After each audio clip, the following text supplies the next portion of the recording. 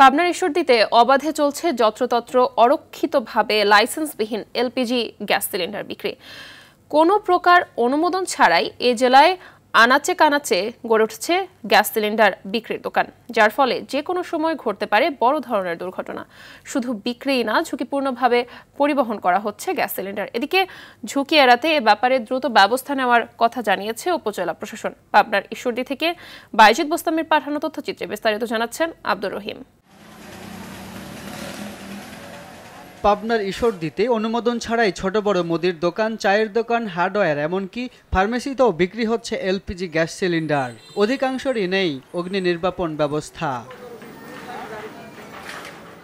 ফলে যে কোনো সময় ঘটতে পারে বড় ধরনের দুর্ঘটনা। যত্রতত্র দাহ্য পদার্থ বিক্রিতে নিষেধাজ্ঞা থাকলেও মানছেন না কেউই। ফায়ার লাইসেন্স দরকার, সবারই দরকার। যারা 2টি 4টি 5টা বিক্রি করে ফায়ার লাইসেন্স করা উচিত।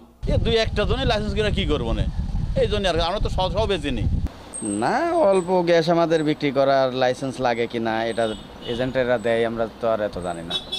বিক্রি করে এই পর্যন্তই জানি আর কি। আমি এটা তোলার বয়স আছে 1 মাস, তো এখন এ বিষয়ে আমি প্রস্তুতি নিই।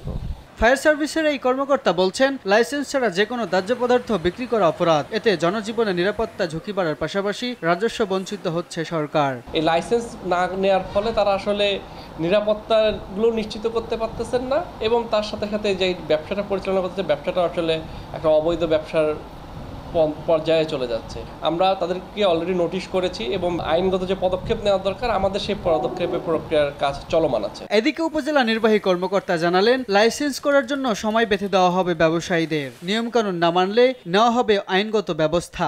ফায়ার সার্ভিস থেকে বিস্ফোরকের যে লাইসেন্সটা, সেই লাইসেন্সটা করার জন্য তাদেরকে একটা নির্ধারিত সময়সীমা আমরা বেঁধে দিব, এবং সেই সময়ের মধ্যে যদি তারা লাইসেন্স করতে ব্যর্থ হয়, তারপরে তাদের বিরুদ্ধে আমরা আইনত যে পদক্ষেপ নেওয়া সেটাই আমরা নিই। এ ব্যাপারে জনসচেতনতা সৃষ্টির পাশাপাশি তদারকি ও গ্যাস সরবরাহকারী প্রতিষ্ঠান সহ পরিবেশকদের আরও আন্তরিক হওয়ার পরামর্শ সংশ্লিষ্টদের।